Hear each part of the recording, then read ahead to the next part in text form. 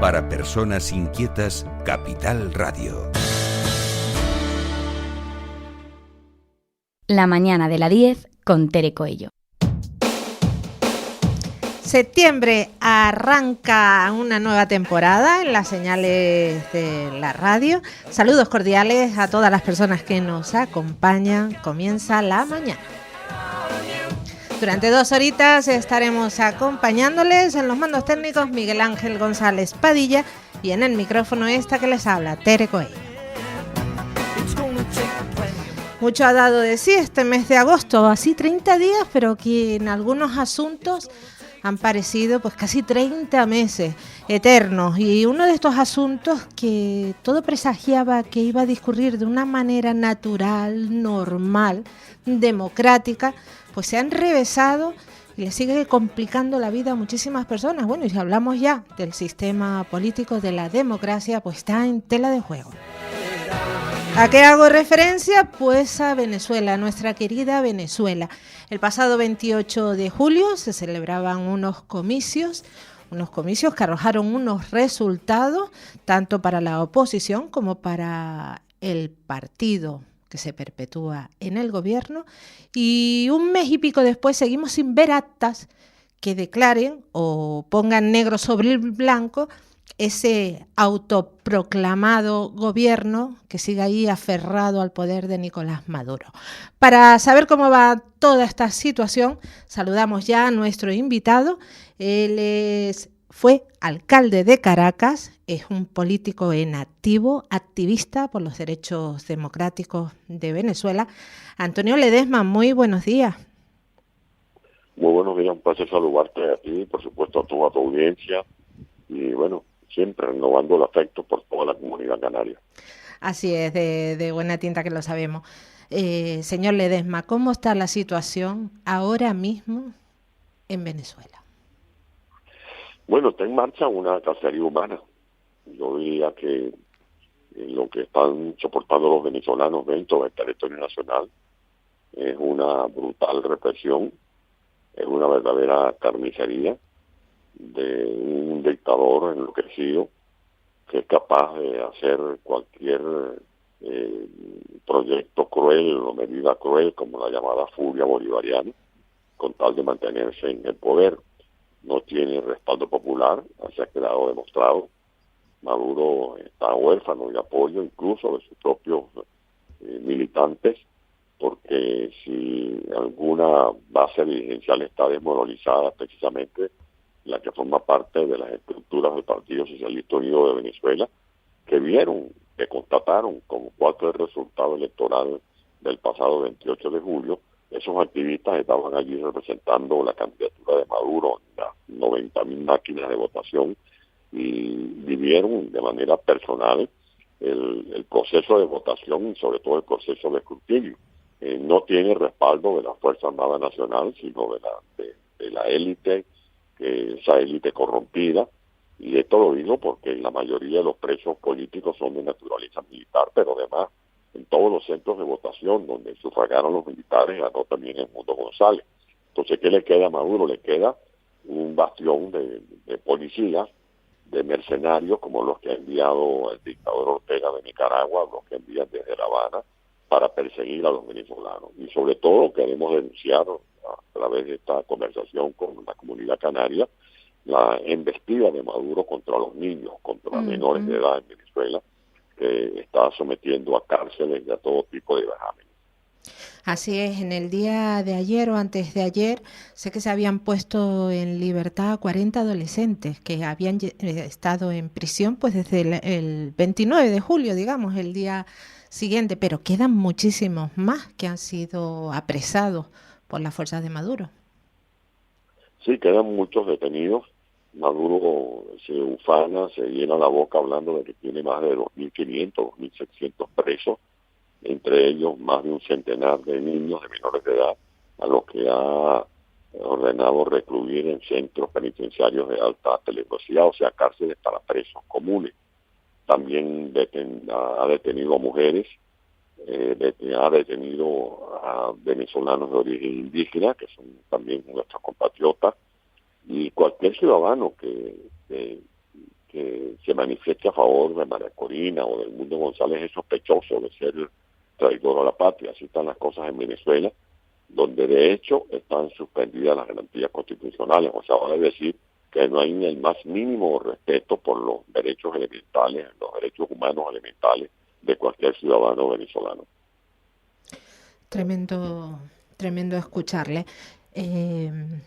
Lula da Silva ya se ha pronunciado y ha dicho que, y lo digo porque tiene bastante peso, que Lula da Silva se pronuncie en contra de lo que está haciendo Maduro, y así lo han hecho otros dirigentes mandatarios internacionales. De hecho, ayer escuchaba también a Borrell de la Unión Europea diciendo que no se iba a reconocer por parte de la Unión Europea el gobierno de Maduro, esa legitimidad que él dice.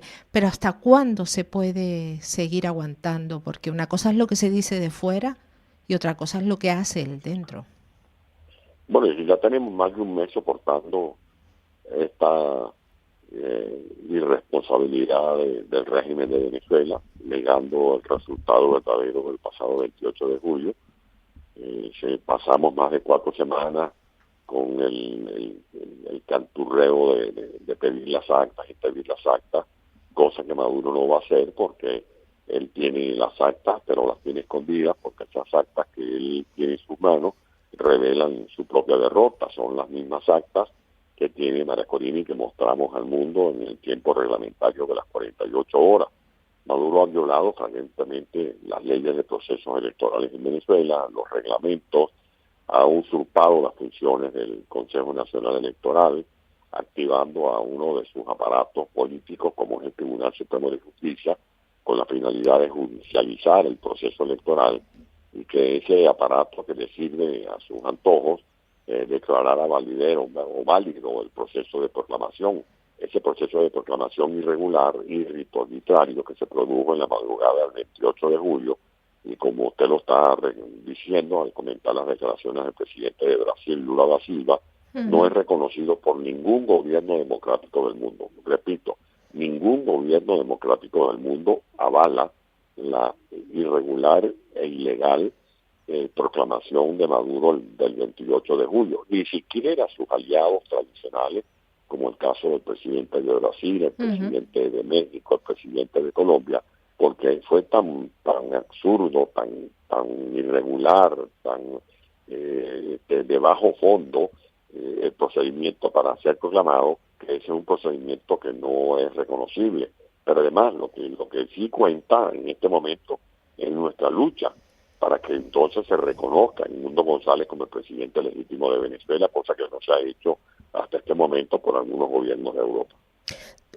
Perdón, sigue protegiéndose Edmundo González porque sabemos que aparentemente está en paradero desconocido, salvaguardándose de esas órdenes de búsqueda y captura por parte del gobierno de Maduro. Sí, tanto él como María Corina están a resguardo, siguen allí al pie del cañón, siguen encabezando la lucha, lo van a seguir haciendo, porque la responsabilidad que ellos están asumiendo a plenitud. Edmundo González como presidente electo legítimo de los venezolanos y María Corina Machado como la cabeza visible de la lucha de la resistencia opositora en Venezuela, que ya no somos oposición, ya deberíamos ser el gobierno. Exacto. Ganamos las elecciones el pasado 28 de julio.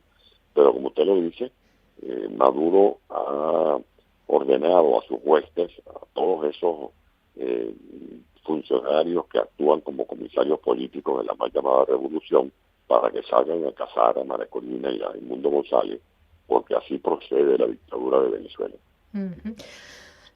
Señor Ledesma, ayer escuchábamos a María Corina, o sea, nos llegaban las noticias de que ibas a dar un avance sobre fuerzas del orden de Venezuela por parte del chavismo que se iban a poner del lado de ustedes, iba a decir opositores, pero usted ha dicho ya no se debería de hablar de opositores, sino de presidente electo. ¿Qué sabemos de eso? Bueno, vamos a esperar que se produzca la declaración, pero en todo caso lo que sí puedo comentar es que ya esas posiciones se han verificado cuando vemos que millones de personas que antes votaban por Chávez o apoyaban a Maduro, en esta ocasión tomaron una decisión de inclinarse a favor de la opción que representa la lucha de resistencia, porque también están cansados, agobiados de tantas mentiras, de tantas frustraciones, de tantos engaños. Y esas mujeres y esos hombres que antes en comunidades populares de Venezuela respaldaban la opción de Chávez o de Maduro, ahora están acompañando las prédicas de Mundo González y de María Corina Machado. Es todo un pueblo unido. Allá ya no hay una lucha como años atrás entre oposición y gobierno o dictadura. Es todo un pueblo mayoritariamente unido en torno a la opción de cambio profundo que han venido proponiendo el Mundo González y María Corina. Uh-huh. Está claro que en política todo comunica, y sin ser política también, todo comunica. Yo le pregunto, ¿qué ha querido comunicar Maduro al mundo al reforzar su gobierno introduciendo a dos personas tan cuestionables como Diosdado Cabello y Delcy González? Le quiere mostrar al mundo el garrote. Él no tiene cómo mostrar las actas, no tiene cómo mostrar los votos que no sacó, pero sí quiere decirle al mundo que a él no le interesa para nada los manifiestos de la Unión Europea, que a él no le preocupa para nada lo que pueda pasar en la Corte Penal Internacional, que a él no le da frío ni calor el pronunciamiento que ha hecho la Corte Interamericana de Derechos Humanos, que ha confirmado que Maduro está ejecutando un terrorismo de Estado. O sea, Maduro está diciéndole al mundo, bueno, yo aquí pongo en estos cargos a los más radicales, a los que van a seguir con las detenciones arbitrarias, a los que garantizan más represión, a los que van a seguir persiguiendo mujeres y niños para terrorizar a los venezolanos, porque al fin de cuentas yo me voy a convertir mucho más de lo que soy en el dictador que se ha robado un país. Porque no es que Maduro se quiera robar las elecciones del 28 de julio, como está ocurriendo, es que él quiere apropiarse del país, o sea, robarle a los venezolanos el sueño, la ilusión, la esperanza que hemos tenido y seguimos preservando de poder reencontrarnos con la gente que está ya luchando dentro del territorio nacional. Está claro que la diferencia entre democracia y dictadura es que en democracia el partido que gobierna puede perder las elecciones y dar paso al que gana. Esto no está sucediendo, no ha sucedido en Venezuela. Usted habla de dictador, mi pregunta es clara. ¿Se ha convertido Maduro en un nuevo caudillo? Bueno, hace tiempo viene actuando como tal, porque en Venezuela las instituciones las ha secuestrado Maduro. Nosotros fuimos un proceso electoral muy peculiar, muy característico, porque como lo han descrito los expertos del Centro Carter, que estuvieron observando el proceso electoral y de escrutinio en Venezuela, y también por otra parte la experticia que llevó adelante el panel de expertos de la Organización de Naciones Unidas, en Venezuela se han venido acumulando un sinnúmero de arbitrariedades, o sea que nosotros fuimos a esas elecciones en medio de gran desventajismo por parte de Maduro y sin embargo le ganamos. Eso es lo que le da relevancia a la heroicidad de los venezolanos. Haberle ganado Maduro a pesar de todas las ventajas que puso a su servicio Nicolás Maduro. Exacto, la no competencia.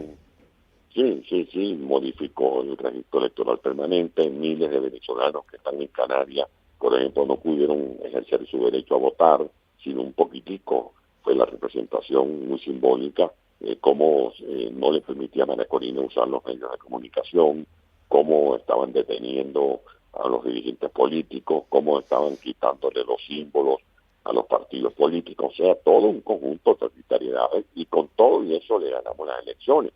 De ahí que en Venezuela la conclusión es que Maduro no permite que el país comience a transitar una fase, una era de libertad, de progreso. No va a ser posible sacar a Venezuela de este abismo de la crisis económica.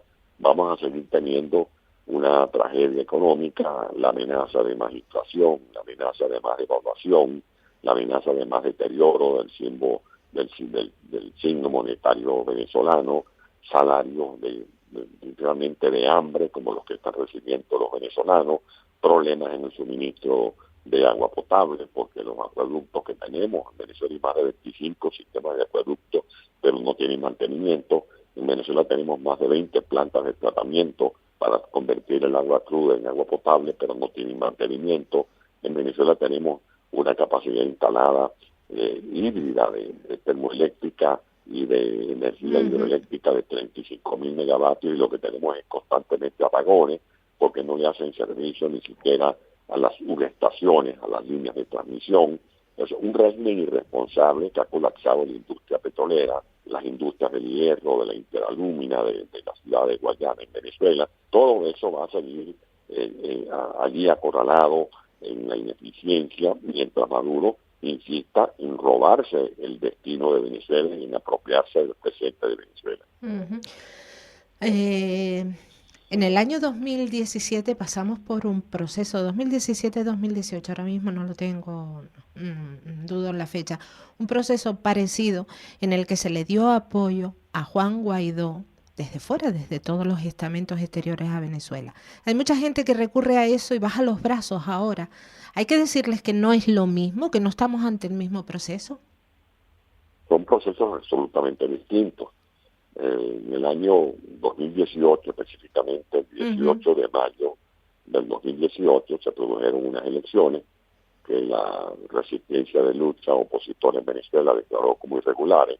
Dijimos que no íbamos a participar, como en efecto no lo hicimos, y esa fue una abstención útil que desenmascaró el fraude del régimen.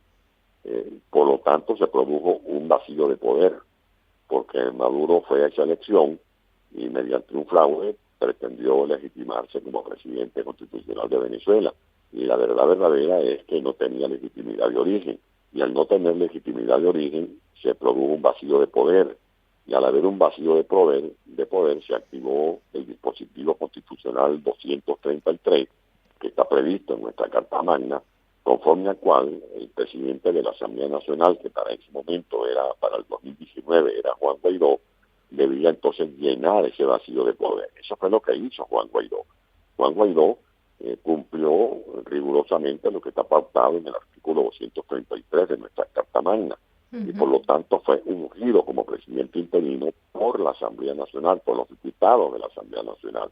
En esta circunstancia, la situación que está protagonizando el Mundo González es totalmente diferente. El Mundo González sí tiene la legitimidad de origen. Fue designado por más de 8 millones de venezolanos, no por 120, 140 diputados, sino por más de 8 millones de venezolanos. Por lo tanto, no hay vacío de poder de cara a la sustitución del dictador Maduro. De allí que esa es la lucha que estamos dando, y esa es la diferencia que tienen que muy bien captar los ciudadanos que me están escuchando en este momento en las Islas Canarias. Perfectamente. Y ya para finalizar, señor Ledesma, ¿hasta dónde más van a llegar hasta lograr que la presidencia de Venezuela la ocupe el legítimo ganador de las elecciones? Hasta donde sea necesario. Esta es una lucha en la que nosotros estamos fortaleciendo nuestro espíritu, nuestra alma, con la esperanza, porque la esperanza es parte de la vida y es la vida misma, porque esta es una coyuntura en la que tenemos que reflexionar y pensar en alta voz con las experiencias gandhianas, cuando Gandhi decía que mientras otros se detengan, él seguirá avanzando, que mientras otros callen, él seguirá gritando libertad y libertad, que mientras otros pisoteen la cosecha, él va a seguir sembrando esperanza, que mientras otros bajan los brazos, nosotros vamos a seguir izando las banderas para convocar a los venezolanos a que no abandonemos esta ruta, porque ya hemos resistido más de 25 años. Pues bien, hemos obtenido un gran laurel y hay que defender ese gallardete con sangre, sudor y lágrimas para que Venezuela definitivamente deje atrás este oscurantismo y podamos inaugurar un ciclo en el que brille la luz de la libertad para todos los venezolanos. Uh-huh. ¿Y qué le dice a los canarios venezolanos y a los venezolanos canarios que se encuentran en las islas escuchándole? Bueno, los canarios son como los hijos infinitos de los venezolanos. Ese amor de patria que nunca se extingue, porque muchos canarios se convirtieron en los hijos adoptivos de Venezuela, y muchos canarios que llegaron a Venezuela como inmigrantes se convirtieron en cabezas de familias que echaron raíces en nuestro país. De allí que con los canarios tenemos una relación sentimental que se va renovando año tras año, y lo que le digo a los canarios es que sigan apoyándonos, síganos dando afecto y cariño y fuerza espiritual para seguir adelante. Antonio Ledesma es alcalde de Caracas y hay quienes le llaman alcalde de los venezolanos en el exterior. Muchísimas gracias por estar con nosotros y compartir este tiempo de radio. Muchas gracias, un gran abrazo a toda la audiencia y gracias a ti y a todo el equipo de la estación por este entrevista. Gracias, Antonio. La mañana de la 10 con Tere Coello. Capital Radio. Dicen que si viajas solo llegarás antes, pero si lo haces bien acompañado, llegarás más lejos. Abrazar nuestras raíces nos ha hecho llegar hasta aquí. Alcanzar nuevas metas será posible gracias a ti. Caja 7. 60 años guiados por grandes valores. 922 21 88 97. Faicanes Tenerife, dígame. Perdone, tengo plagas en la empresa. Le preparamos un presupuesto sin compromiso. ¿Y son efectivos? Claro, en Faicanes Tenerife, empresa pionera en el control de plagas, eficacia y rapidez son nuestra garantía. Faicanes Tenerife, plagados de soluciones. Contigo, la 10. La 10 Radio. Tu radio ahora es la 10. Es la 10.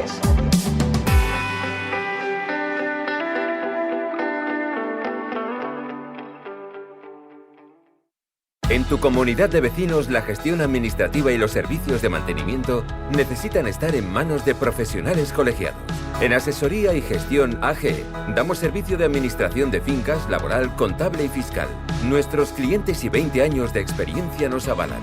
Consulta las bonificaciones durante los primeros meses. Llámanos al 922 32 60 21 o visítanos en www.asesoriagestionag.com.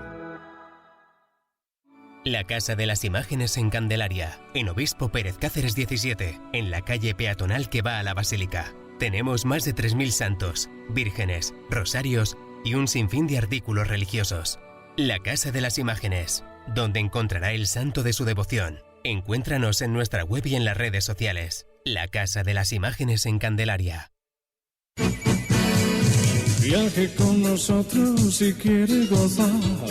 Viaje con nosotros a mil lugar. Turiscom, la revista de viajes en la red, con análisis, entrevistas y reportajes. Turiscom.org te trae puntualmente las noticias del sector. Es un canal fiable de información única. Turiscom.org te mostrará los lugares más singulares de este planeta, con los mejores especialistas y profesionales del turismo que te llevarán por otras formas de viajar. Turiscom, la revista del turismo. Capital Radio. Para personas inquietas, Capital Radio. La mañana de la 10 con Tere Coello. Continuamos en directo conociendo más situaciones, más circunstancias en cuanto a nos rodea. La verdad que mirando hacia atrás, el 31 de julio, el último día del programa, nos despedíamos hablando del sector primario, de todos esos retos y objetivos alcanzados y los que quedaban por alcanzar. Pues iniciamos la nueva temporada de radio también atendiendo al sector primario. Saludamos al secretario general de Asaja Canarias, Teo Hernando. Buenos días. Hola, buenos días, Tere. ¿Cómo te encuentras, Teo? Muy bien, ¿y tú? Muy bien, perfectamente. Arrancando la temporada, ¿no? Sí. De momento con energía. ¿Tú qué tal las vacaciones, Teo? ¿Qué tal por...? Bueno, he tenido pocas vacaciones, pero porque hemos estado trabajando durante el verano. Pero bueno, lo poco que hemos tenido, pues se ha disfrutado. Bueno, más vale calidad que cantidad. Exactamente. Eso dice. Bueno, Teo, ¿cómo se encuentra el sector primario? Porque la verdad que uno mira alrededor y a mí por lo menos me preocupa ver los terrenos tan secos. Sí, bueno, seguimos con la preocupación del agua, que evidentemente nos afecta de forma transversal a todo el sector, pero ahora mismo el ojo mediático está fijado en el plátano, ¿no? En la crisis de precio que una vez más afecta a los agricultores, evidentemente, y la preocupación, evidentemente, ahora mismo está centralizada en qué va a pasar con el plátano, con esa aprobación o no, bueno, ya está aprobada, pero la ejecución de la propuesta no de ley que se aprobó antes de las vacaciones. El 27 de julio, exactamente, ¿no? Exactamente, para regular las ayudas que se le dan al sector del plátano y que lleguen a todo el mundo de la forma correcta y con la que se diseñaron estas medidas europeas. ¿Y qué podemos... Para proteger al agricultor pequeño y la forma tradicional de cultivo. ¿Qué nos puedes aclarar de eso? Porque yo la verdad que cuanto más intento conocer del sector del plátano, más me pierdo, más me confundo. Sí. Esta PNL, como bien dice, se aprobó por unanimidad en el Parlamento de Canarias el 27 de julio. No gustó a todos por igual, a los pequeños agricultores del plátano, sí, a los grandes exportadores, hablo de Asprocan, no mucho. Y Palca, que también está por ahí, pues la ve bien, pero ¿qué nos pueden contar desde ASAGA? Bueno, todas las organizaciones agrarias apoyamos esa propuesta no de ley, sobre todo porque es que es una demanda histórica, ¿no? O sea, es muy necesario, y lo veníamos diciendo hace mucho tiempo, que se regule, igual que se han regulado el resto de cultivos, el resto de subsectores dentro del ámbito agrario, ¿no? Porque estamos hablando de dinero público, estamos hablando de ayudas, no estamos hablando de la producción como tal, que evidentemente también se tiene que regularizar. Pero si quitáramos de la ecuación el factor subvención, el factor ayuda, si tú no te quieres organizar en el mundo mercantil, en un mundo globalizado en el que estamos, pues allá tú con tus decisiones, ¿no? Pero claro, en el momento en el que estamos hablando de que se está ayudando a un sector económico con dinero público, con dinero europeo, evidentemente es necesaria una regulación. Esto no puede ser aquí la jauja, ¿no? Ni la jungla. Café para todo. Está regulado, exactamente, porque estamos hablando de un dinero que se está aportando de arcas públicas, que viene de Europa, se transfiere a España y a la comunidad autónoma, pero es dinero público que se tiene que gestionar de la mejor manera posible, evidentemente, no aquí dando el dinero a mansalva a quien sea, como sea, ¿no? Evidentemente era necesaria la regulación. Y le digo porque es que en el resto de cultivos hay unos criterios, unas valoraciones que se toman a la hora de ejecutar estos programas, ¿no? Y principalmente vienen por el tema de la regulación en cuanto a la producción por hectárea, ¿no? Se fijan unos límites para que la subvención no se quede exclusivamente en los mayores productores, sino que se distribuya en todos los productores de ese subsector. Es decir, si yo cultivara el 80% del plátano, lo que no es justo es que yo me lleve toda la subvención y el 20% restante se quede diluido en 4 migajas. Lo lógico es que, oye, usted produce muchísimo, muy bien, oye, pues será porque le va muy bien, tiene mucho dinero y por lo tanto no hace falta tanto las subvenciones, ¿no? Por lo tanto, hay que regularizar, hay que fijar unos topes máximos de producción en cuanto a kilos por hectárea para que esa ayuda llegue a quien la necesita y si no la necesita, pues no la necesita. Porque lo que no puede ser es que se le esté dando ayuda pública a gente que no la necesita. Entonces, esa es la base fundamental de esta regulación. Y luego es... Sí, No, continúa, ¿y luego? Y luego es que si no hay una regulación en cuanto a hacer más transparente el sector del plátano, pasa lo que pasa, ¿no? Lo que estamos teniendo todo esto de las picas, de las retiradas del mercado, de las crisis del precio, es porque el sector en sí no está bien organizado. Y lo que falta es organización. ¿Por qué no está organizado? Bueno, pues porque se ha vivido en un entorno de comodidad.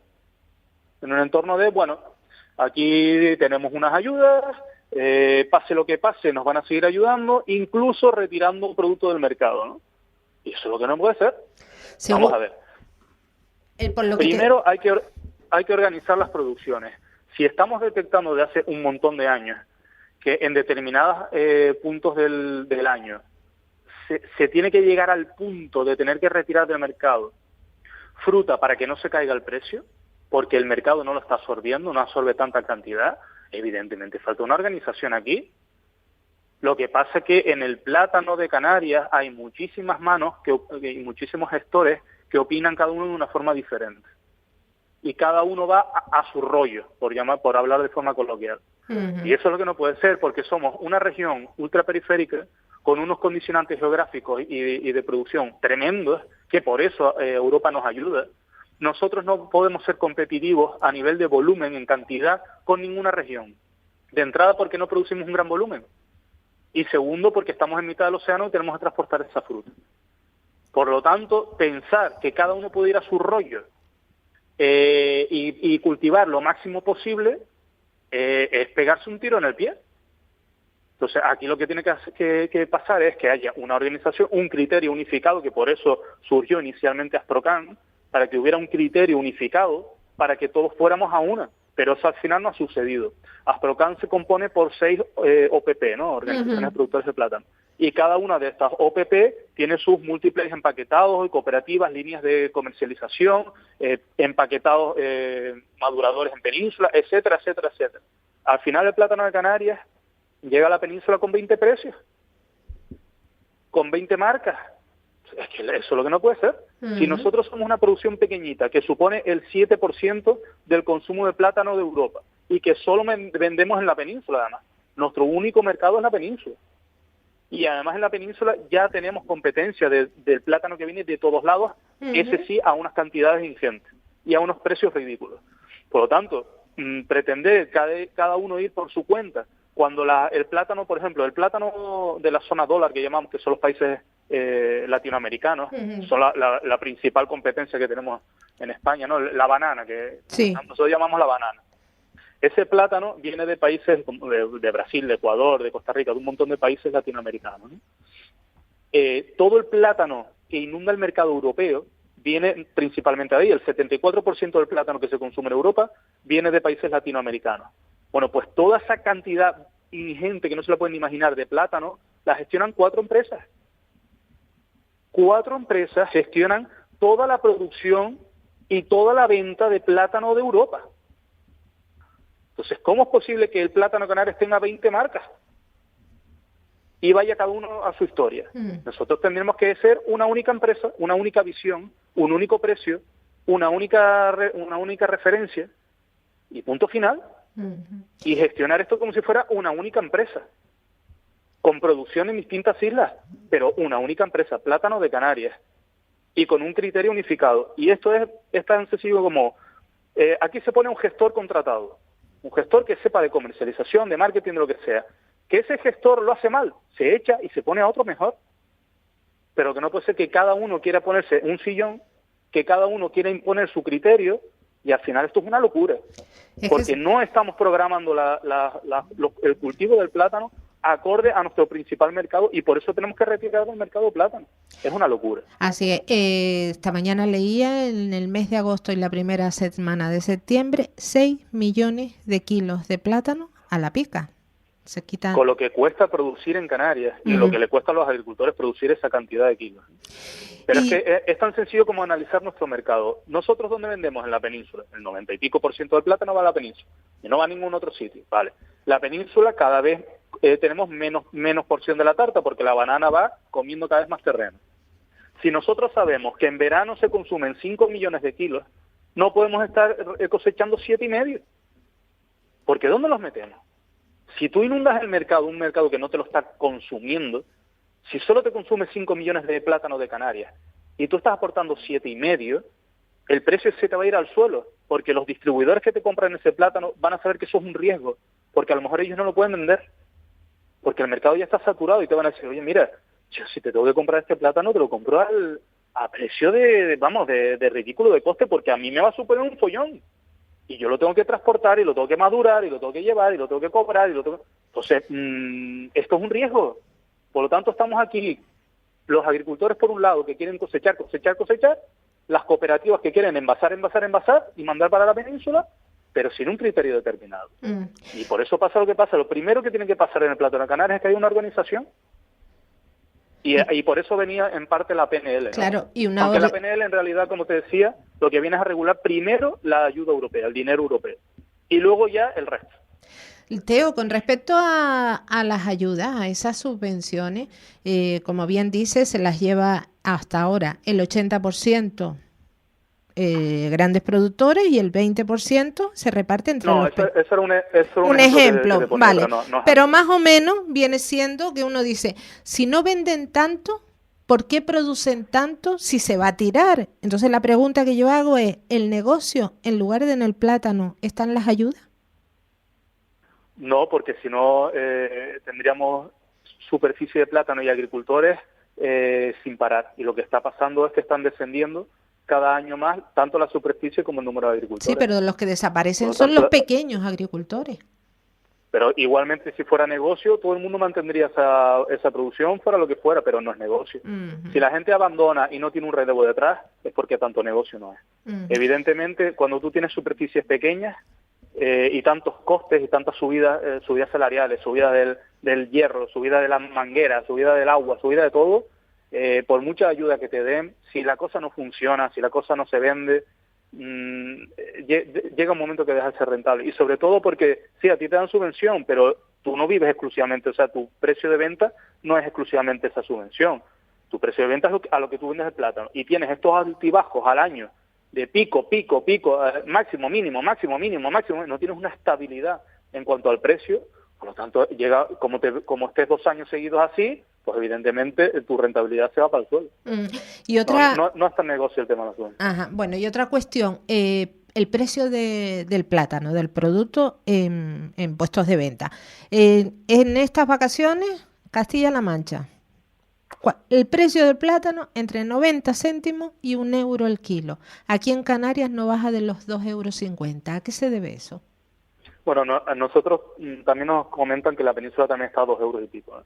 Principalmente porque... Yo no lo vi, te digo lo que vi. Desde Madrid, en Madrid estaba a 1,25 en mercado y ya en el interior lo más caro que lo vi fue 1 euro.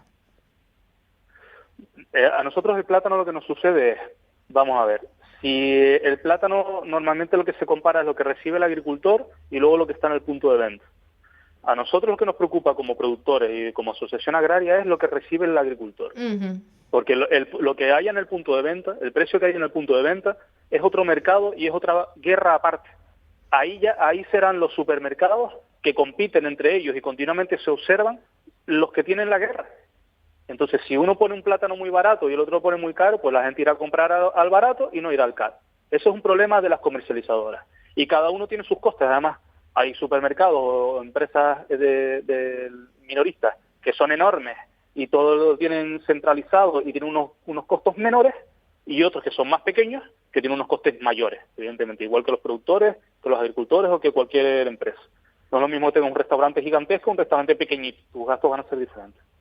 Por lo tanto, en el caso del plátano, lo que la gente tiene que saber es que el plátano tiene un recorrido muy grande, desde la finca hasta que está en una frutería o en un supermercado, porque el plátano tiene que ir a una cooperativa, tiene un proceso de limpieza, desmanillado, maduración, empacado, distribución, o sea, tiene un montón de procesos que tiene que suceder sí o sí, porque el plátano se tiene que limpiar, el plátano se tiene que madurar en las cámaras de etileno, etcétera, etcétera, y luego tiene que ir a la distribución. Y luego la distribución, como te digo, una cosa es llevarlo a una central y otra cosa es distribuirlo por pequeños supermercados, por pequeñas tiendas, son costes diferentes. A nosotros, el mensaje que te quiero trasladar, Tere, es que a nosotros como agricultores o en el sector agrario en general, asociaciones, lo que nos interesa y lo que nos tiene que preocupar y donde tenemos que ser reivindicativos es que el precio que se le paga al agricultor sea un precio digno y acorde a sus costes de producción.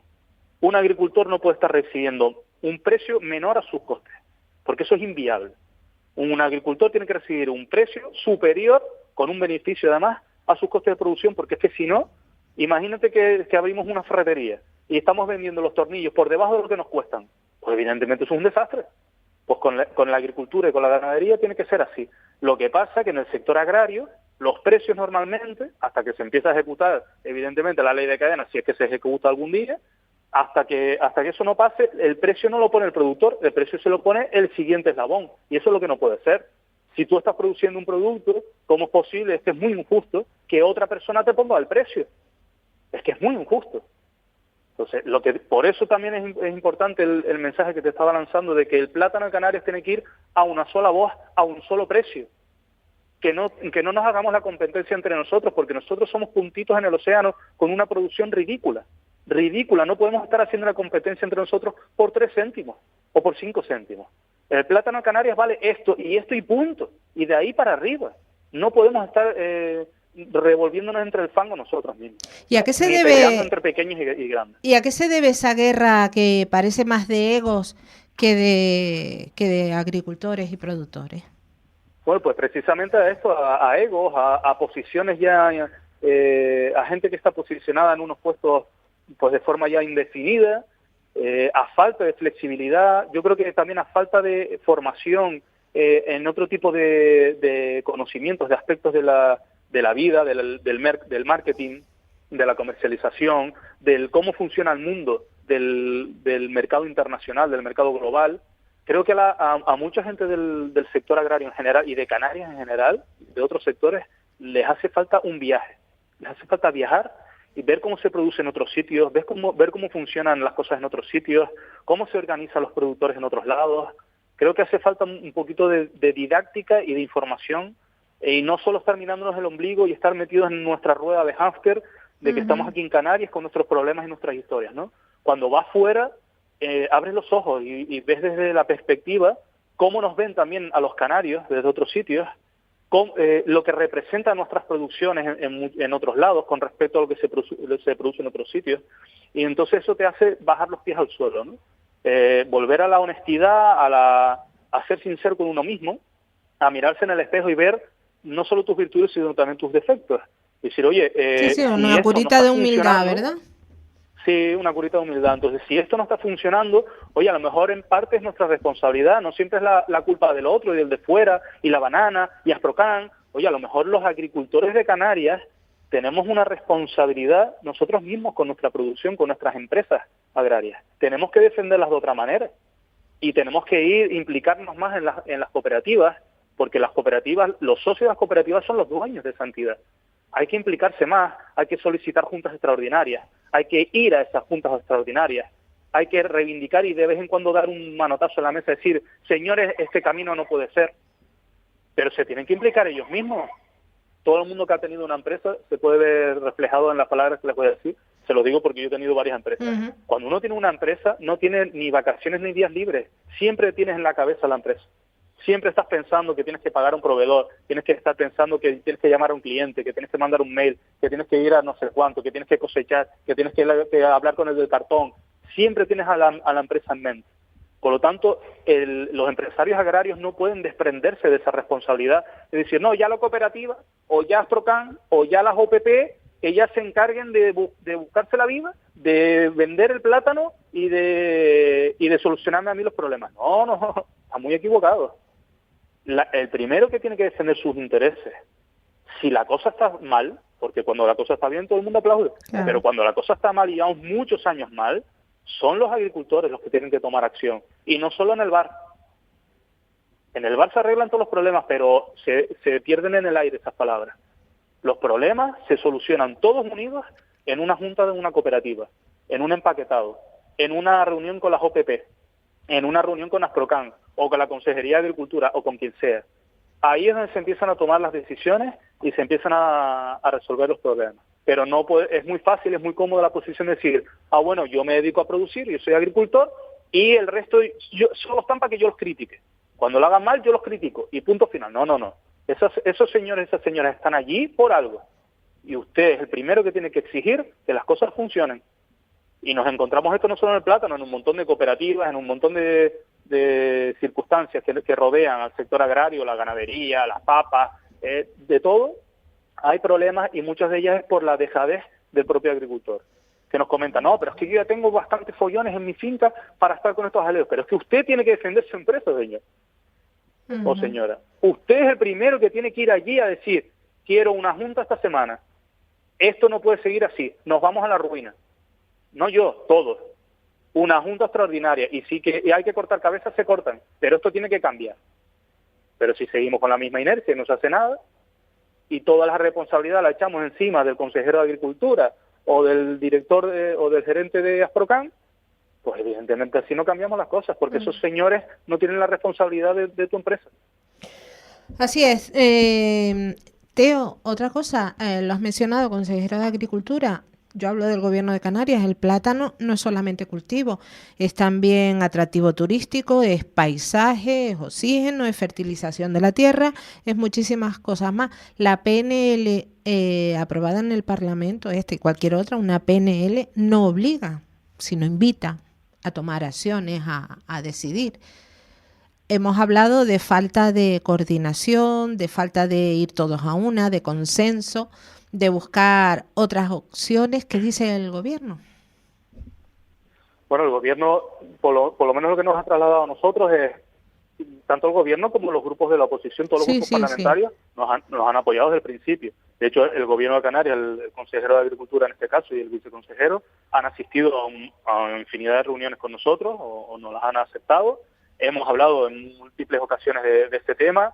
Ellos mismos nos han puesto no solo la opción de la PNL, sino otras opciones que había sobre la mesa para buscar una solución, para que no haya estas guerras internas, sino que todo el mundo quede más o menos contento, porque siempre, evidentemente, nadie va a llover a gusto de todos.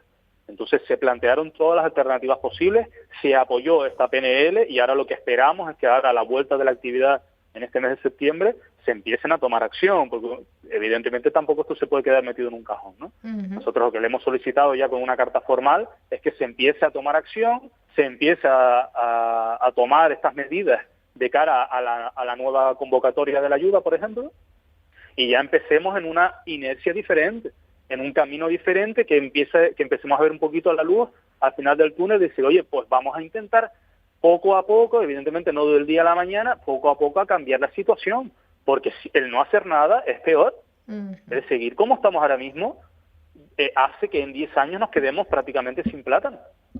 Así es. Por lo tanto, evidentemente tenemos que tomar medidas con calma, o sea, tampoco a la urgencia de hoy para mañana, porque así no se va a cambiar nada, ni administrativamente se puede hacer. Pues hay también muchas voces de otras incluso organizaciones agrarias que lo quieren todo para ayer, y las cosas tampoco funcionan así en el mundo. O sea, las cosas tienen que hacerse con una transición, con una planificación, pero transitoria. Entonces, bueno, vamos viendo, ahora habrá una nueva convocatoria de cara al año que viene, se irán integrando estas medidas, todavía queda mucha negociación porque hay voces discordantes y lo que queremos es que todo el mundo apoye esto. Como te decía desde el principio, que todo el sector vaya a una única voz, que vayamos todos juntos remando, que no haya luego sableazos, ¿no? Que no haya luego peleas. Entonces, bueno, esperemos que con el apoyo del gobierno de Canarias lo consiga. Y otra cuestión, así como la banana se ha introducido en prácticamente todos lados, llegada de terceros países, o sea, países extracomunitarios, la posibilidad de que el plátano se abra a otros mercados, ¿está sobre la mesa? Sí, claro, y se han hecho muchos intentos a lo largo de los años. Nosotros sabemos de primera mano que Coplaca, que es una de las principales organizaciones productoras de plátano, tiene en torno al 35% del volumen de plátano comercializado. Ellos han hecho múltiples intentos por un montón de países europeos, pero es que distribuir plátano no es fácil, no es una fruta fácil. Tienes que tener maduradores in situ, gente que tenga cámaras de etileno para madurar el plátano al punto que quieren los distribuidores. No es una fruta fácil de manejar. Y tienes que tener un canal de comercialización y distribución muy potente. Esto no es me llevo cuatro cajas para arriba o un palecito y lo muevo en 10 fruterías. Es que no estamos hablando de esto. El volumen de plátano de Canarias es un volumen muy grande de fruta. Y eso se tiene que hacer con una distribución, con una cadena de distribución muy profesional y muy costosa. Por lo tanto, no es fácil. Esta gente invierte todos los años muchísimo dinero solo en España, en salas de maduración, en salas de recepción de la mercancía. O sea, la gente ignora lo que hay detrás de la distribución del plátano, ¿no? Bueno. Y luego, aparte, que es que si en España tenemos el 55% de la cuota de mercado, en Europa tenemos el 0%. O sea, partimos desde cero, que la banana tiene comido todo el mercado en cuanto al plátano. Entonces, ir comiendo de un 100% que tiene la banana, ir comiendo algún tanto por ciento es muy difícil con lo que producimos en Canarias. Bueno. Muy difícil.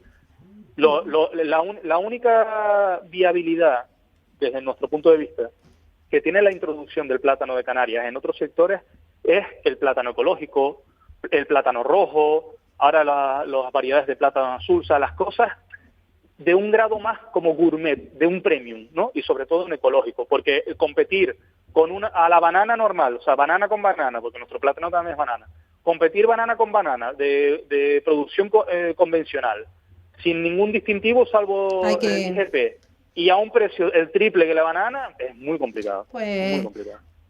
seguimos hablando de este tema. Nos quedamos sin tiempo con un montón de temas de productos, pero bueno, en otra ocasión. Teo Hernando, secretario general de ASAGA, como siempre, mil gracias por estar con nosotros y por explicarnos también todo este tema tan enrevesado como es el del plátano. Bueno, gracias a ustedes y hasta la próxima. Hasta la próxima. Bueno, a este punto hacemos la desconexión regional. Gracias a todas las personas que nos han acompañado a través de Capital Radio Canaria. La mañana de la 10 con Tere Coello. Capital Radio. Dicen que si viajas solo llegarás antes, pero si lo haces bien acompañado, llegarás más lejos. Abrazar nuestras raíces nos ha hecho llegar hasta aquí. Alcanzar nuevas metas será posible gracias a ti. Caja 7. 60 años guiados por grandes valores. 922 21 88 97. Faicanes Tenerife, dígame. Perdone, tengo plagas en la empresa. Le preparamos un presupuesto sin compromiso. ¿Y son efectivos? Claro, en Faicanes Tenerife, empresa pionera en el control de plagas, eficacia y rapidez son nuestra garantía. Faicanes Tenerife, plagados de soluciones. Contigo, la 10. La 10 Radio. Tu radio ahora es la 10. Es la 10.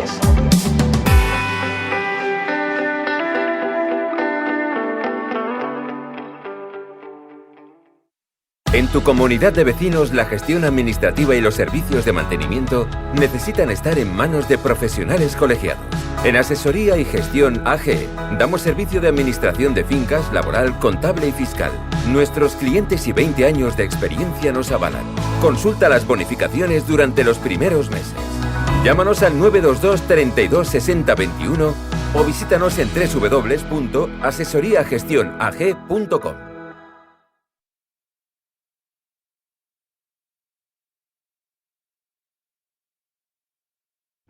Para personas inquietas, Capital Radio.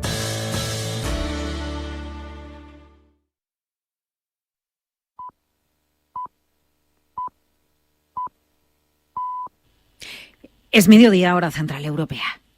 Capital Radio. Servicios informativos.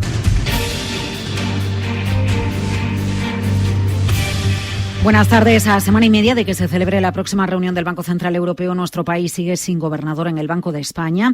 El Ejecutivo señalaba la semana pasada que estaba en plazo para hacer el nombramiento antes de que el 11 de septiembre próximo termine el mandato de la actual subgobernadora Margarita Delgado, quien ha asumido de forma provisional las funciones de gobernador. El Ejecutivo también ha defendido que la renovación de la cúpula del Banco de España sea hablada y consensuada con el PP, pero el principal partido de la oposición rechaza la propuesta de que sea Escrivá el nuevo gobernador del Banco de España. Hoy el ministro de Turismo e Industria, Jordi Hereu, ha explicado que esta semana podríamos tener novedades.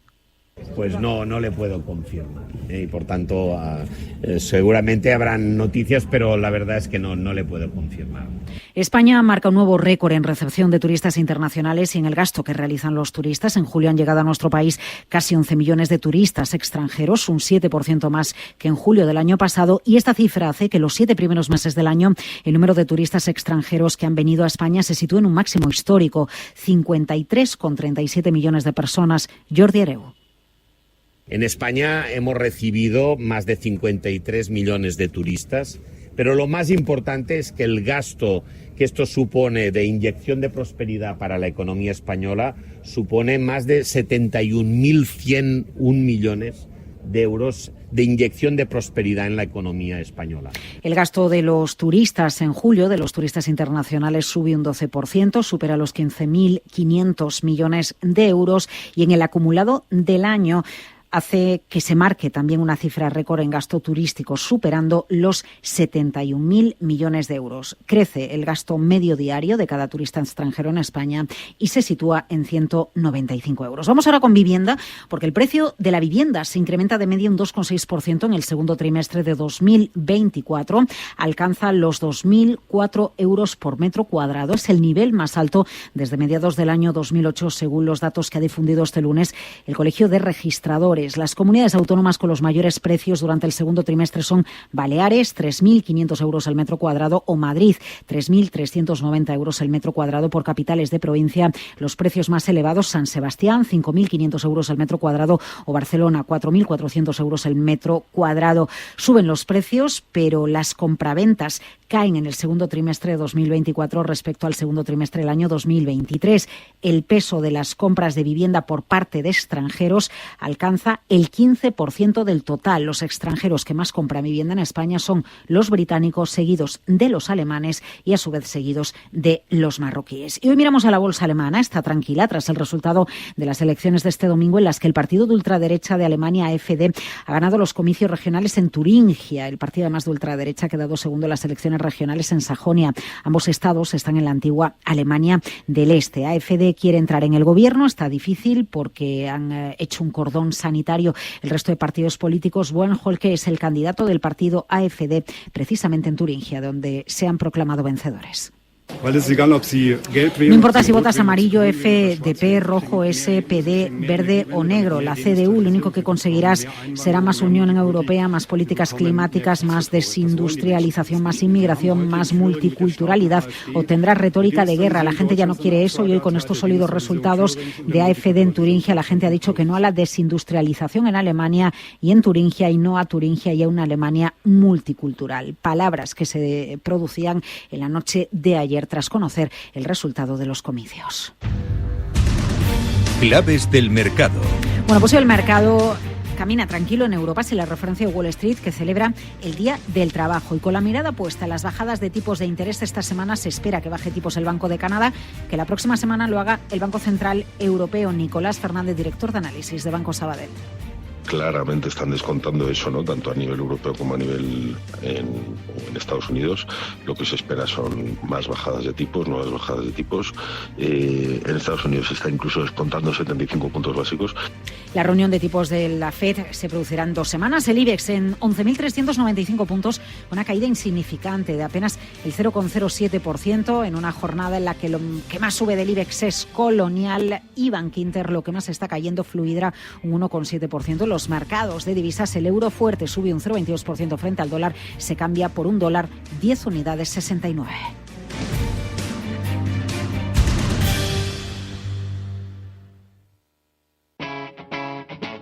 Capital Radio. Dicen que si viajas solo llegarás antes, pero si lo haces bien acompañado, llegarás más lejos. Abrazar nuestras raíces nos ha hecho llegar hasta aquí. Alcanzar nuevas metas será posible gracias a ti. Caja 7. 60 años guiados por grandes valores. 922 21 88 97. Faicanes Tenerife, dígame. Perdone, tengo plagas en la empresa. Le preparamos un presupuesto sin compromiso. ¿Y son efectivos? Claro, en Faicanes Tenerife, empresa pionera en el control de plagas, eficacia y rapidez son nuestra garantía. Faicanes Tenerife, plagados de soluciones. Capital Radio. Para personas inquietas, Capital Radio. La mañana de la 10 con Tere Coello. Capital Radio.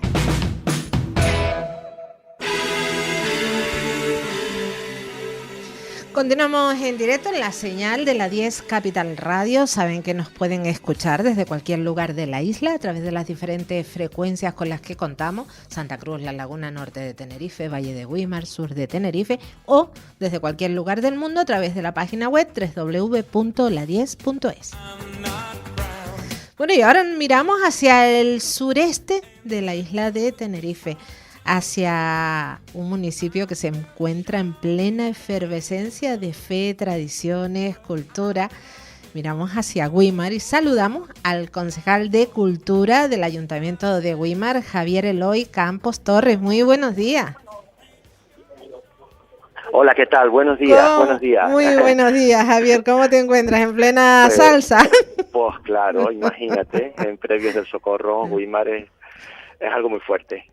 Javier, una duda. ¿Cada año el Socorro es igual, es más de lo mismo, o cada año es diferente, es renovación de fe, de tradición, de todo? Bueno, las cosas tradicionales, a mí personalmente me gusta que sean tradicionales. El que vino al Socorro hace 10 años y tiene un recuerdo, pero bueno, siempre es diferente, siempre puede que en esa bajada te enamores, o en esa bajada pues te nazca un niño y vas con él de manita, o haya nacido hace 2 añitos y vaya. Cada año es diferente porque el Socorro marca nuestra vida, ¿no? En el Socorro estrenamos cosas que pasan en el año. La gente estrena relaciones o estrena duelos.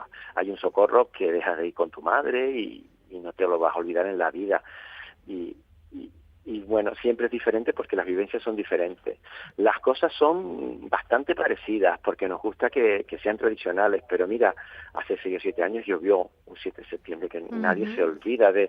La gente a veces no sabe muy bien qué año es, pero el año de la lluvia nadie se olvida, porque que llueva en septiembre es tan difícil, y llovió lo que no está escrito, llovió que se cansó de llover. Me acuerdo que cuando tenía que salir la Virgen, nos mojamos todos, todo el pueblo se mojó, todo el pueblo fue a buscar algo seco, y todo el pueblo volvió a la plaza para ver qué pasaba, y salió la Virgen. Desde que pasó un poquito de tiempo, o sea, siempre es diferente y siempre pues intentamos que sea igual, por lo menos el 7 y el 8.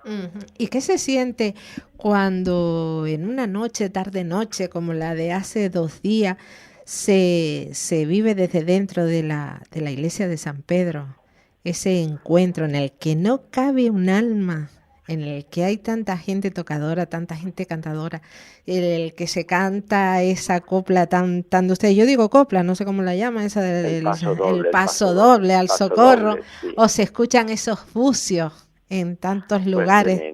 Tremendo, es ¿Viste algún vídeo? ¿Has visto alguna? Sí, claro, he visto alguno y se me han puesto los pelos de punta. Y a través de la red. Que la directora de la rondalla, que entra cantando el paso doble esa noche, ve cómo se acerca la gente y dice: Dios nos coja confesado, porque ella está en la puerta de la iglesia, y en ver la masa que se acerca, que fueron más de 1000 personas, yo no sé cómo ocupó la gente en la iglesia, y Dios nos coja confesado, dice, y bien dicho, porque fue un asalto de la multitud a saludar a la Virgen. Fue muy bonito. Don Domingo, nuestro párroco, supo encauzar muy bien el acto, que el acto es caótico, porque es muchísima gente que quiere ver a la Virgen a las 12 de la noche. ¿Por qué quieren ver a la Virgen a las 12 de la noche? Porque entra septiembre, porque es para nosotros una especie de fin de año, porque van a dar las 12 campanadas y enseguida va a ser 1 de septiembre, que septiembre para nosotros es un mes espectacular, y lo celebramos saludando a la Virgen esa noche. El rezo de una Ave María que llegó al cielo y a todas partes que tenía que llegar, porque fue tan impresionante aquel Ave María por miles de personas dentro de la iglesia mirando a la Virgen, que ponía los pelos de punta. Y también los bucios, los 200 bucios que entraron tocando a pulmón abierto en la puerta de la iglesia a ver a la Virgen el 1 de septiembre a las 00:00. Fue muy bonito, muy bonito. Y ese repique de campana. Sí, es un poco a lo loco. Ese repique de campana es de muchachos chicos, ese lo hacemos nosotros. Bueno, yo no soy un muchacho chico, pero no lo hace la familia que son los campaneros de Weimar, la familia Elías de la Hoya, que me gusta nombrarlos porque son personajes importantes de la fiesta y están un poquito... hay tantos actos que podemos llegar a olvidar algo tan importante como es el repique. Esa noche es un poco a lo loco porque lo hacemos nosotros, lo hacemos la gente que está en la fiesta o en la parroquia, pero al día siguiente, desde el día 1 a las 9 de la tarde, religiosamente se hace el repique de tambor y volador, que es característico de Weimar y que no debe perderse nunca. El repique manual de campanas es patrimonio de la UNESCO desde 2022, y en Weimar tenemos algunos fantásticos, como esos, que se recuerdan. Ellos saben tocar la música del repique por mnemotecnia. Ellos van recitando una copla al mismo tiempo que repican, como por ejemplo Jerús tan tan, Jerús tan tan, Jerús tan tan, Jerús tan tan, tan galán, galán, galán. Y eso es un repique. O Tintín la niña bonita, Tintín se quiere casar. Ellos tienen varias coplas que las van recitando mientras repican. Ellos no saben solfeo ni métrica musical, pero recuerdan cada uno de los repiques. Y todos los repiques terminan el día 7 de madrugada, a las 4 de madrugada, para que se despierte todo Weimar con unos buenos pepinazos de volador y los repiques, y ese día se toca la diana, quinto levanta, tira de la manta, tira del mantón, que ya está con el cinturón. Eso es lo que se toca desde la Torre de San Pedro el día 7 por la mañana. Antes de la salida al Socorro. Antes de meternos en eso, sí me gustaría conocer tu opinión sobre el pregón.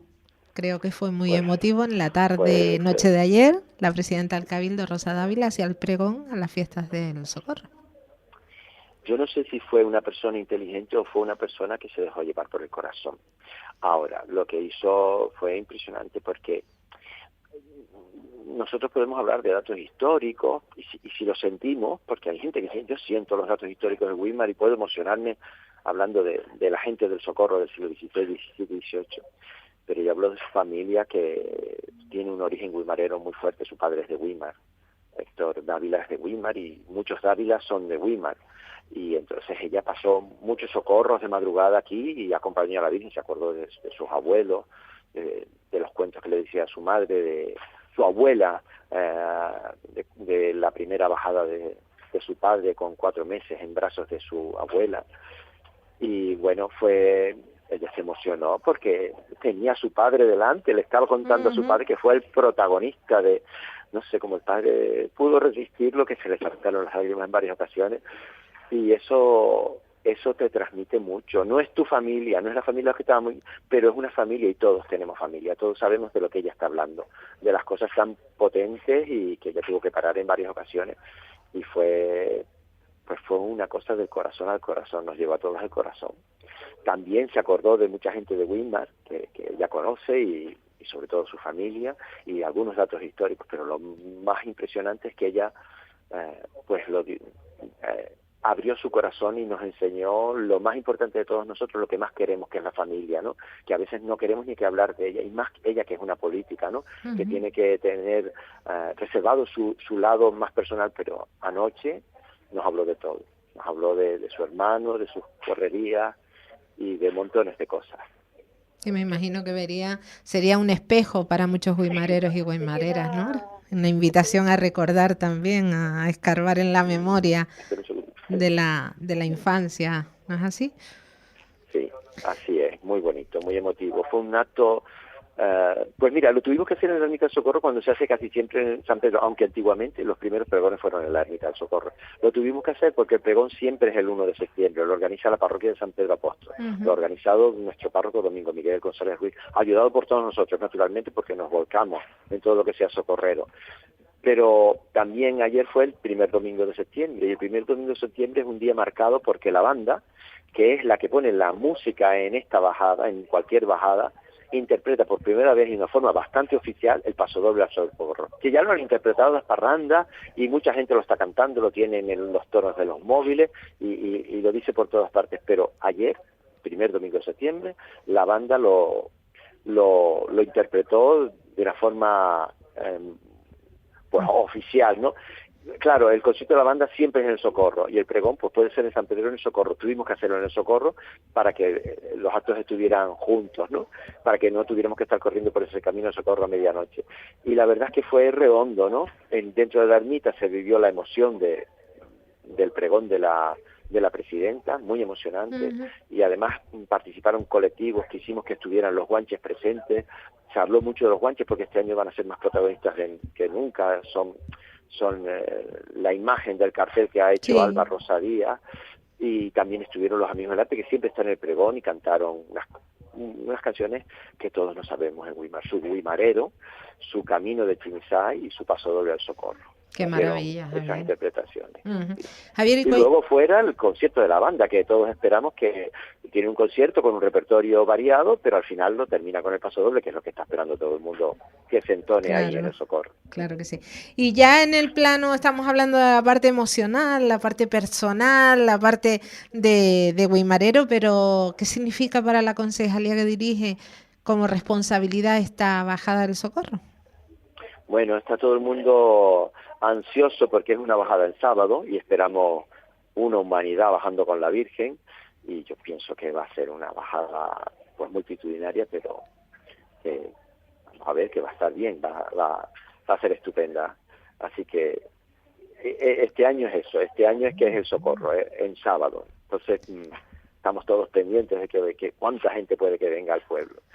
Y para nosotros pues preparando un montón de actos. Ayer, pues, el pregón, el concierto de la banda. Hoy un acto muy bonito que es Cantares a la Virgen del Socorro, que organizan 2 folcloristas de Weimar de categoría, Liliana y Juan Carlos García Castro, y que convocan a todos los solistas de nuestra ciudad y del Valle de Weimar. Van a cantar esta tarde sus coplas a la Virgen, y después, gracias a la intervención de AMUGA, la Asociación de Mujeres del Valle de Weimar, vamos a tener una degustación de dulces hechos con gofio. ¡Qué maravilla! De gofio.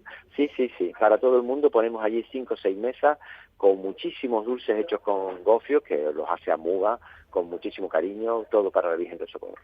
Mañana vamos a tener un concierto con voces de toda Canarias, entre voces, y pasado mañana estamos muy contentos de recibir una parranda de fuera. Aquí, que hay tanta parranda, vamos a recibir una parranda lagunera, la Cirila, a ver qué tal se integra con las cosas del Socorro. El día 5 los actos van a ser aquí en el casco de Weimar, y van a consistir en primer lugar en un pleno institucional en el cual se va a entregar la medalla de bronce de Weimar a Juan Pedro del Pino Santos, que todos llamamos por Cheo, una persona que se ha dedicado a la recoba, es recobero, lleva frutas al mercado, bueno, ya está jubilado, ¿no?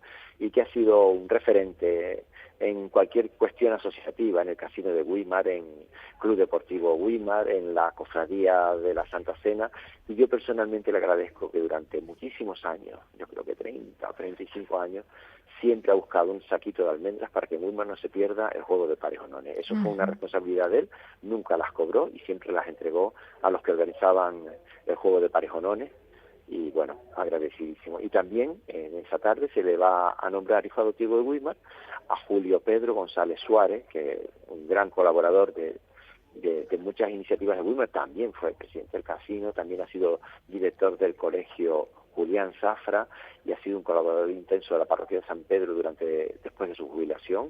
Se volcó, por desgracia está fallecido, no le he podido dar este nombramiento en vida, pero lo vamos a hacer a título póstumo, y aquí estará su viuda y sus hijas para recibir la medalla, el título de hijo adoptivo de Weimar. Y posteriormente pues iremos todos a misa de San Pedro, porque celebramos el aniversario de la declaración de la Virgen Socorro como alcaldesa honoraria perpetua, y después saldremos a la Plaza de San Pedro a un espectáculo en el cual se va a reivindicar las luchadas del Socorro, que las nombró hasta don Tomás Cruz García en 1940 en su libro Breves Apuntes Históricos de la Villa de Weimar, y eran luchadas espontáneas, como pasaba en muchos pueblos de Canarias. La lucha era una cosa que estaba metida en la sociedad, y cuando le llegaba la Virgen al Socorro y se comía algo en la playa y se reponía en fuerza, pues la gente se ponía a luchar. Don Tomás Cruz comenta que se decía 10 hombres de Weimar, 10 hombres de Arafo, y luchaba siempre el bando de Weimar contra el de Arafo, porque ambos pueblos están hermanados por el Socorro. Los dos participan de la bajada, la subida al Socorro y del Día del Socorro con la misma intensidad. En eso Weimar y Arafo son en la devoción al Socorro. Eso el día 5, el día 6, bueno, el viernes, y llega el día 7, que es el gran día, el más esperado, quizás. Sí, el día 7, pues claro que es el gran día. Impresionante. Hasta miedo me da. Sí, porque... Empieza todo, porque son muchos detalles, hay que tener en cuenta muchas cosas. Tenemos 220 efectivos de las fuerzas y cuerpos de seguridad del Estado a los que hay que atender, y los atendemos con mimo, porque queremos que vuelvan cada año, y eso le dan seguridad a nuestra bajada, es muy importante. Y tenemos pues muchos trabajos que hacer, así que pues un día grande, un día importante. Un día grande que estarán deseando que llegue el domingo. No, eso hay que vivirlo cada minuto. ¿A qué hora sale la Virgen? Porque tengo por aquí a las 4 el coche anunciador con el paso. O sea, anoche no dormirá nadie en el Socorro ni en Weimar. Más bien en Weimar no se duerme porque hay muchas camas. Claro. Pero hay que intentar dormir. En mi casa siempre intentamos a las 11 estar en la cama para por lo menos una horita o dos cerrar los ojitos. Porque a las 4 pues sale la familia, los herederos de Domingo González, que tuvo la ocurrencia, yo no sé, serían los años 60, de sacar un coche anunciando un coche que recorre todo el municipio, se va al Escogonal, va al Puertito, va al Tablado, recorre Arafo, Y yo no sé cómo él podía, porque él estaba muy metido en el socorro, como puedo estarlo yo. Yo creo que en algún momento fue concejal, pero estaba muy metido. Entonces se le ocurrió que iba a despertar a la gente a las 4 de la mañana con el coche. Entonces yo, claro, todos tenemos recuerdos. Yo me acuerdo muy pequeñito en la cama, oí como el coche se alejaba por la ladera, se agacha, se desfogona, y después volvía con el paso doble del socorro, y tú sabías que iba pasando de arriba, que iba pasando de abajo, lo estábamos escuchando tan emocionado, hasta cuando mi madre no me dejaba bajar porque era muy pequeño.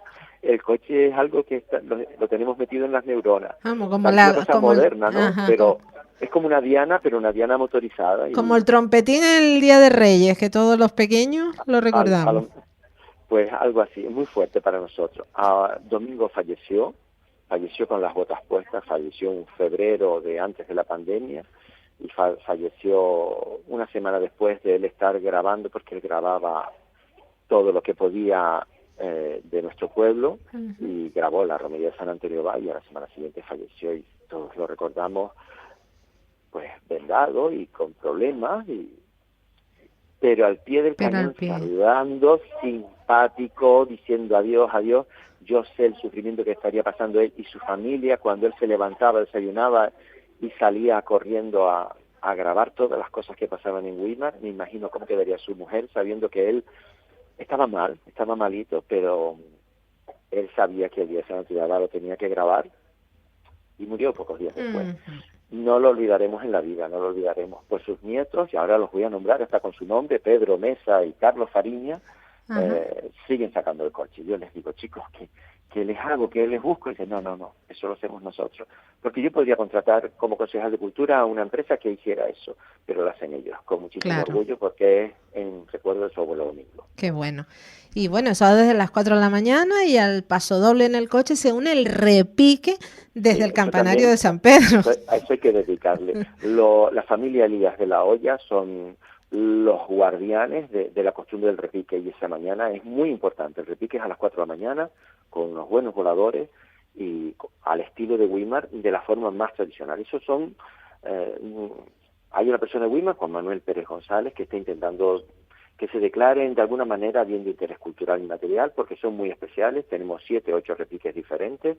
Ellos los recuerdan, como te digo, por mnemotecnia, y son muy importantes para nosotros. Son los que nos despiertan el día del socorro. A las 4 todo el mundo en pie, y a las 6 a misa. Que es la misa de peregrinos, y es una brutalidad también. 800 o 1000 personas en el recinto de San Pedro. Muy fuerte, una misa muy fuerte. A las 7 se abre la puerta de San Pedro, y una multitud que espera, pueden ser 6-7 personas, entre 6 y 7 personas, en el atrio de San Pedro esperan que salga la Virgen, y cuando se abren las puertas, la misa de dentro, aunque haya mucho calor, porque somos muchos los que estamos dentro, nunca se abre la puerta, no se puede abrir, porque desde que se abre la puerta es como que destapamos la caja de Pandora, ya porque la emoción es muy intensa, ¿no? Y a las 7 se abre la puerta, y se asoma a la puerta grandísima de San Pedro, a sus 5 metros de altura de puertas de teas, la pequeñita imagen del socorro, y bueno, es un momento, es uno de los momentos de Weimar. Ese es uno de los probablemente es el momento de Weimar. Ahí es wimarero hasta el que haya nacido, yo qué sé, en Australia. Ahí somos wimareros todos, y orgullosos de nuestro pueblo, que ha tenido sus momentos malos y sus momentos buenos, pero a las 7 de la mañana todos tenemos un orgullo tremendo y mucha emoción. Sale la Virgen, y la banda le toca el primer paso doble que le toca a la Virgen en la calle. Entonces, paso doble en mi sentido.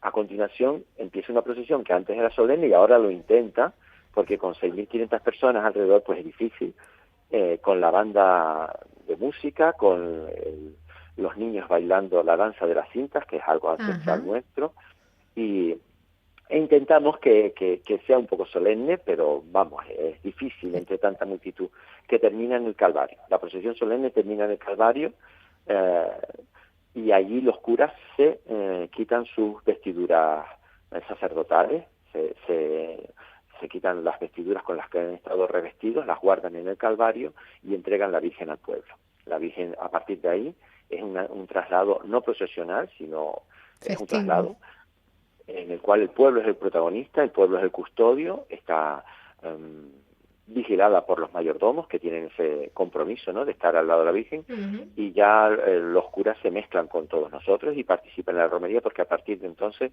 pues Weimar coge las riendas de ese traslado y lleva a la Virgen hasta su ermita. A lo largo del camino pasa por algunos hitos importantes, como el pabellón de la Tahona, que se marca con una estructura efímera, en el cual, pues cuando pasa por debajo dice: salve, salve de los cielos, purísima emperatriz. Y más adelante pues vuelve a pasar por otro pabellón que es muy, muy, muy importante para todos nosotros, desde 1992, que marca el inicio del camino más antiguo, del camino de tierra que bordea el mal país de Weimar. Pasa por debajo de él, se saluda con voladores a la Virgen, ya sabemos que le falta muy poquito para llegar al Socorro, y en el Socorro pues entra en su casa, que eso es espectacular. Entra en su casa y es muy emocionante, porque la Virgen no está en su casa. La Virgen del Socorro no está en el Socorro, está en Weimar, está en el casco. Y una vez al año entra en su casa, que está preciosa, tapizada de albahaca, de hoja de palma y de jibalbera, que son las tres plantas tradicionales con las que se tapiza la iglesia. Es difícil, difícil encontrar jibalbera hoy en día, una planta de la laurisilva, una liana autóctona canaria, que los mayordomos cultivan expresamente para poder enramar las vigas del techo con esa liana. Se decora. Yo pienso que en muchas iglesias se haría eso se habrá ido perdiendo, pero en Socorro, como es tan tradicional, ellos lo han conservado. El día 6 es el enrame es un ritual que ellos tienen, la mayordomía y la gente que colabora con ellos, y la gente les trae mucha albahaca para tapizar las paredes. Y bueno, cuando yo era pequeño me asombraba de ver una iglesia verde por dentro, ¿no? Claro. Llegabas a la iglesia y a partir de ahí, pues las parrandas van entrando a la iglesia. Hay una misa que es heroica, porque ha llegado la Virgen a su ermita. Debe haber una misa de recepción, pero es heroica, porque es difícil. Con las parrandas, la gente emocionada y todo ese tipo de cosas al mismo tiempo, pues es muy difícil que el sacerdote al que le toca hacer esa misa pues lo pueda llevar a cabo. Es un héroe y bueno, el Señor le da las mejores batallas a sus mejores generales. Exacto, así es. Y bueno, y ya todo ya es discurrir entre tradiciones, culturas. Nos vamos quedando sin tiempo ya, Javier, que se esperan aproximadamente 100.000 personas al caer un sábado. No es por meter presión. Yo creo que somos unos exagerados. Sí. 100 personas es mucha gente, es casi todo Santa Cruz, ¿no? Es muy difícil. No lo sé, si son, yo no puedo decir esa cifra porque vamos a ser cautos, ¿no? Ya 30.000 personas es mucha, teniendo en cuenta que el pueblo de Weimar tiene 22.000 habitantes, ¿no? Y ya es mucho, no lo sé, las que sean. Sabemos que en San Pedro, en el atrio y en la plaza caben 6.500 personas, porque se ha calculado. Esas te digo yo que van a estar. Y a lo largo del camino, pues el camino es largo, se puede difuminar un poco el gentío. Bueno. No sé cuándo se espera, bueno, vamos a intentar hacer de la mejor manera posible, hay más efectivos de seguridad que nunca, y creo que está bastante controlado todo. Bueno, pues que vayan las que vayan, que lo disfruten, que lo vivan, que se empapen de esa tradición, de ese fervor.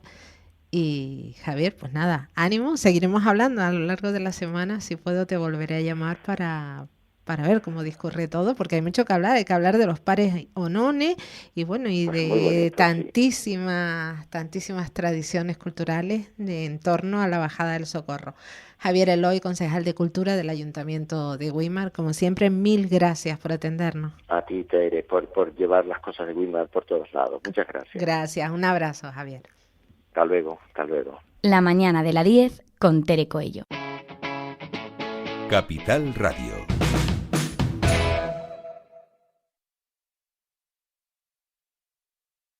...922 21 88 97.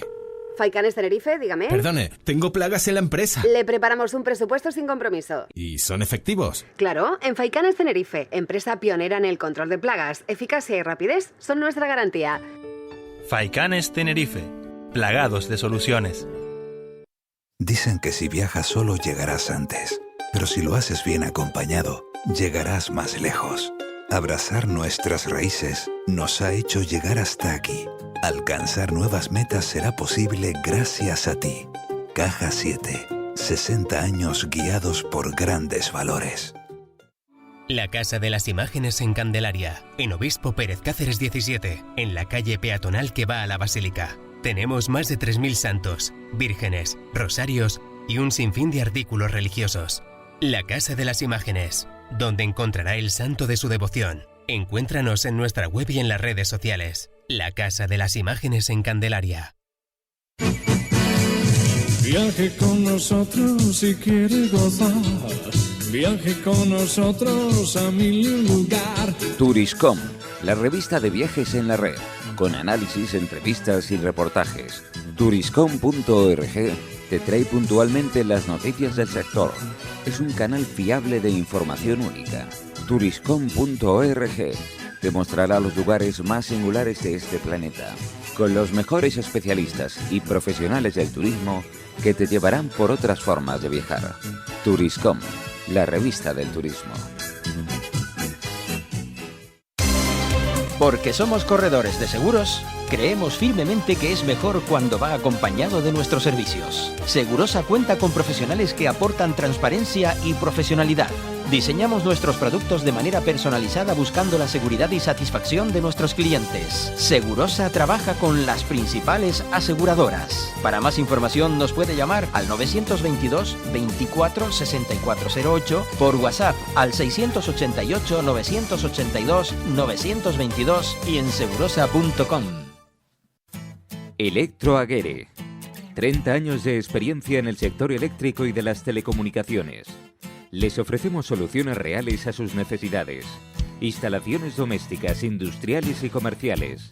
Le asesoramos en ahorro energético. Nuestro correo electrónico es electroaguere@hotmail.com. No dude en pedirnos presupuesto sin compromiso. Llámenos al 922 263 703. Electroaguere, en toda Canarias. Para personas inquietas, Capital Radio. La mañana de la 10 con Tere Coello. Continuamos en directo en la señal de la 10 Capital Radio. Bueno, y como es habitual, pues en esta nueva temporada también los lunes contamos con el ex profesor de Economía de la Universidad de La Laguna, Eduardo Pintado. Buenos días. Buenos días, Tere. ¿Cómo se encuentra, Eduardo? Bueno, una alegría oírte, empezar otra temporada y a ver si entre nosotros y los radio oyentes pasamos un rato agradable. Sí, porque el mundo arreglarlo no lo vamos a arreglar, pero bueno, por lo menos lo despeluzamos. Ha sido un verano relativamente, dentro de lo que cabe, relativamente tranquilo, ¿no? Bueno, tranquilo, no sé yo, a eso de que los agostos no pasaba nada, que todo el mundo se iba de vacaciones, uno vuelve y dice, bueno, que ya, por ejemplo, Cataluña no es tan independentista. No, pero me refiero a en el ámbito de lo privado, ¿no? Sí, bueno. El veraneo estupendo aquí agradable en el Sausal, ahí donde yo me refiero a la... y que no ha hecho tanto calor como el año pasado, ¿verdad? No, que va. Ha estado fresquito. Un verano estupendo, siempre con la nubecita cubriendo, abriéndose el cielo a partir de las 5 o las 6 de la tarde. Bastante bien. El año pasado fue terrible. Sí. Entre el calor y el incendio, aquello fue brutal. Pero no, este verano ha sido bastante bueno y ahora pues todos en la zona pues cosechando y sacando su vinito y vendimiando, en fin. Es verdad que ahora es época ya de vendimia. Sí, estamos todos aquí en la comarca de vendimia. También. Algunos empezaron hace 10 días, otros estamos empezando ahora. ¿También tienes uvas, Eduardo? Sí, algunos parralitos. Sí, unos parralitos. Ajá. Unos parralitos. Ahora, fuera de aquí, es correcto lo que dices tú. Han pasado muchas cosas, pero bueno. Es lo que toca, ¿no? El estar vivos tiene eso. Sí. Bueno, pues tocando palos, lo que nombraba, lo que mencionaba. ¿Qué lectura podemos hacer de que este próximo 11 de septiembre la Generalitat, después de 14 años, no esté bajo el manto independentista? Bueno, eso es un poco relativo. Es un poco relativo porque aparentemente está al frente un presidente del PSC, de los socialistas de Cataluña, ¿no? Pero no tiene ninguna autonomía ni soberanía real sobre el Parlamento, ya que está en manos de izquierda republicana, ¿no? O sea que... No, de Junts, ¿no? No es el presidente de Junts, el presidente del Parlamento.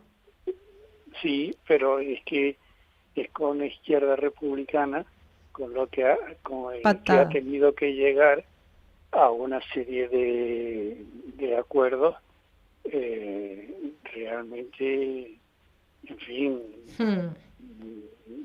difíciles, por decirlo de una forma suave, difíciles de entender en el resto de España, porque rompe absolutamente con aquel mandato constitucional que todos los españoles nos regalamos en su día, en los años 70, en la primera constituyente, ¿no? La homogeneidad del Estado y la solidaridad entre las regiones. Era el espíritu de los padres de la Constitución, ¿no? Ya vemos a dónde nos ha llevado esto 50 años después. Ahora se puede hacer con serenidad una mirada retrospectiva, ¿no? Y efectivamente no ha cumplido con la misión que en su día y con el texto que en su día se cumplió, se prometió, ¿no? Y se aprobó en su día. Y ahora la insularidad entre territorios pues es casi obligatorio, ¿no? Lo cual es un error tremendo, ¿no? Es un error tremendo porque socava la base fundamental de lo que eran las primeras constituyentes. Pero bueno. Claro, pero estar anclados en ese tiempo es que ni Cataluña ni ninguna otra comunidad. No, pero esto ya viene de mucho antes. Esto no es de ahora. Esto es un tema, este triste tema lleva doliéndole al resto de España hace muchas décadas, ¿no? Prácticamente finales del 19, ¿no? Lo que antiguamente se llamaba la cuestión catalana. Así. Y parece ser que cada tiempo pues renace con una fuerza tremenda, y esto socava los principales la base principal de lo que nos prometimos en su día, en la primera constituyente, ¿no? Los padres de la Constitución. Socava esos pilares, y eso es muy triste. Y yo francamente le veo difícil situación si no hay un cambio constitucional en algunos artículos de la Constitución, sobre todo el título 8, ¿no? Pero bueno, eso le corresponde a nuestros diputados nacionales y debería haber habido, o tiene que haber, espero, que un acuerdo a dos bandas entre los dos grandes partidos de nuestro país, entre el Partido Popular y el Partido Socialista, y donde se impongan una serie de límites a lo que es esta descentralización desmesurada del Estado, O sea, el Estado tiene que recobrar una serie de funciones en todo y potestades en todo el territorio nacional, sin excepciones ninguna. Esa es la única forma de vertebrar correctamente el país. No sé, demasiadas aristas veo yo en diferentes circunstancias como para pensar en un acuerdo nacional de los dos grandes partidos, tal y como están ahora mismo y quienes están al frente. Es que debe de haberlo. Es que eso sería la política, la de verdad, ¿no? Llegar a ese acuerdo, pero... Y no les vendría mal hacer un repaso histórico de lo que han sido los grandes partidos políticos en Europa Occidental desde el final de la Segunda Guerra Mundial hasta hoy en día, ¿no?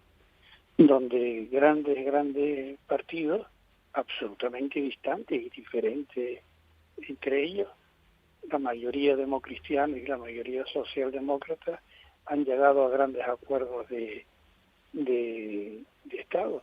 Por ejemplo, ahora mismo en las elecciones regionales que ha habido estos días en Alemania, en Turingia y en Sajonia, pues se está trabajando para que haya un acuerdo entre los dos grandes partidos, ¿no?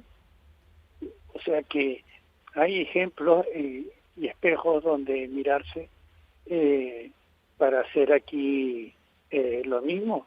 Y de hecho en su día también se hizo en los años 80 y 90 en la época de Felipe y en la época de Aznar. Y sobre todo ahí está el mayor logro de nuestro país recientemente, que fue el Consejo General, las primeras constituyentes, ¿no?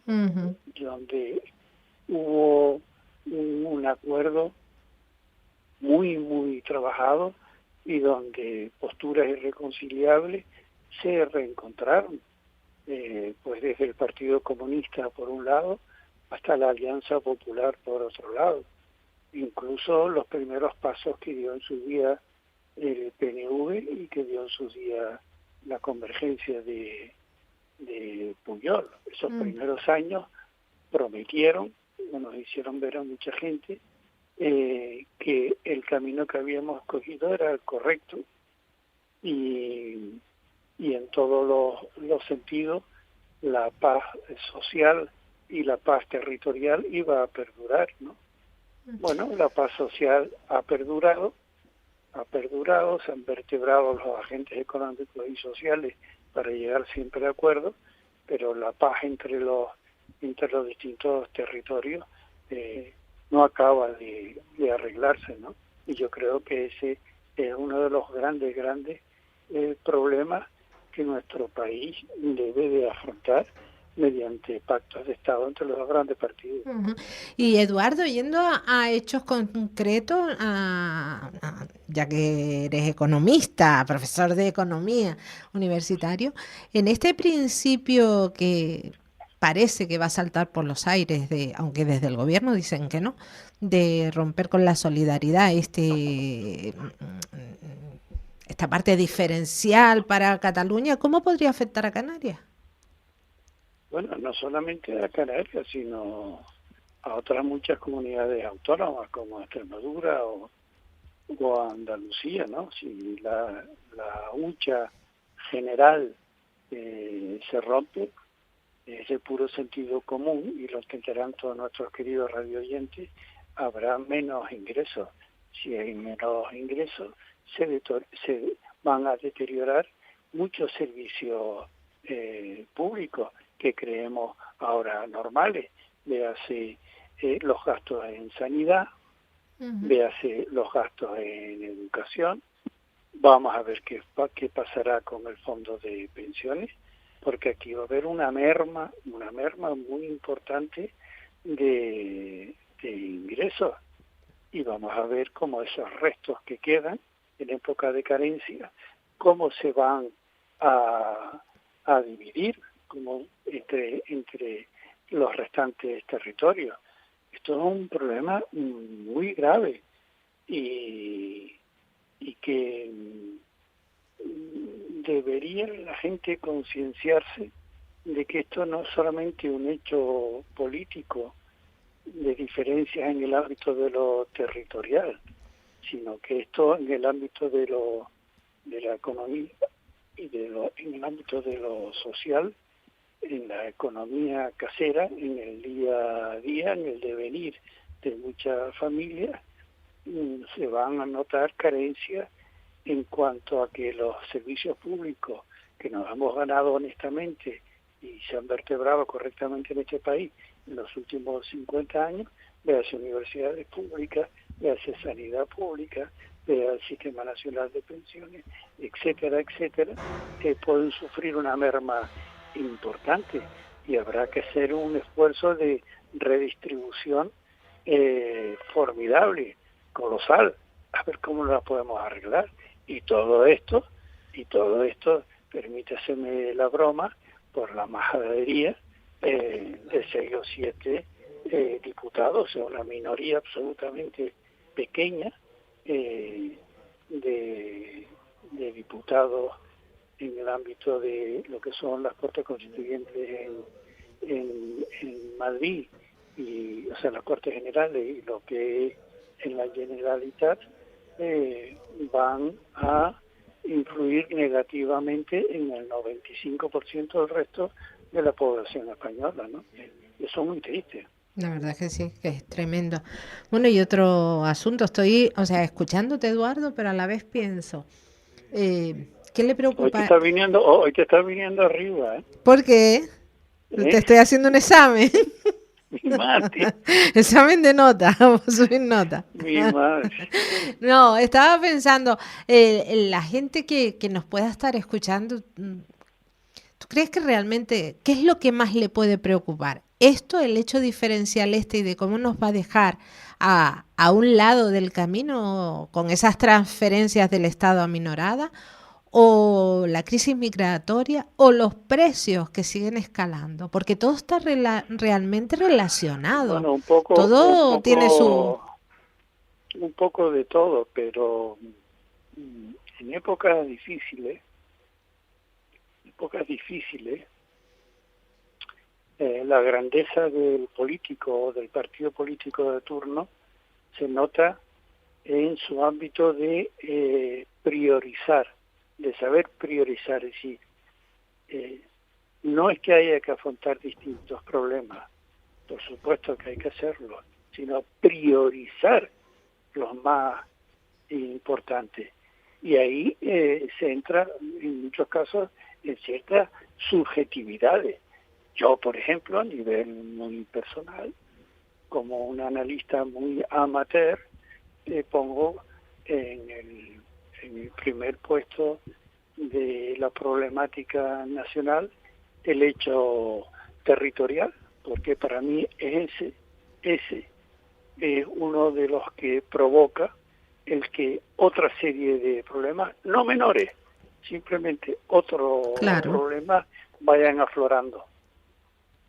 Claro, desde luego. No, por eso ponía en rasante, digamos, en horizontal los tres, pero es que del territorial, el que tiene que ver con las perritas, con lo que nos llega, por ese pacto, ese consenso de solidaridad del Estado, si se aminora, caen muchos pilares. Es que el gran compromiso que nos establecimos los de mi generación y los que vinieron antes que nosotros, de trabajar conjuntamente, buscar metas comunes, levantar entre todos el país, ser solidarios, tratar siempre de buscar en mesas de negociación soluciones puntuales a hechos graves, como ha sido, por ejemplo, la mesa entre sindicatos y empresarios en los últimos 50 años, ejemplo de lo que es compromiso entre todos, ¿no? Cediendo a todo el mundo, ¿no? Todos esos valores que enriquecían a una sociedad se están perdiendo, no solamente en el tema de la patria común y de concepto país, con sus diferentes regiones, por supuesto, y eso lo estamos viendo, y eso aparece en distintas facetas. Me refiero a lo de la insularidad. Véase, por ejemplo, el tema de lo que está ocurriendo en nuestra comunidad autónoma, en nuestra región, con el tema de la inmigración. El Parlamento de Canarias, en un gesto que les honra, distintas fuerzas políticas se pusieron todos de acuerdo para en común y de frente poner encima de la mesa en Madrid el que aquí estamos viviendo un problema grave. O sea, todos a una para tratar de solucionar un tema. Y la respuesta, yo la he visto, por decirlo de una forma suave, insolidario. No se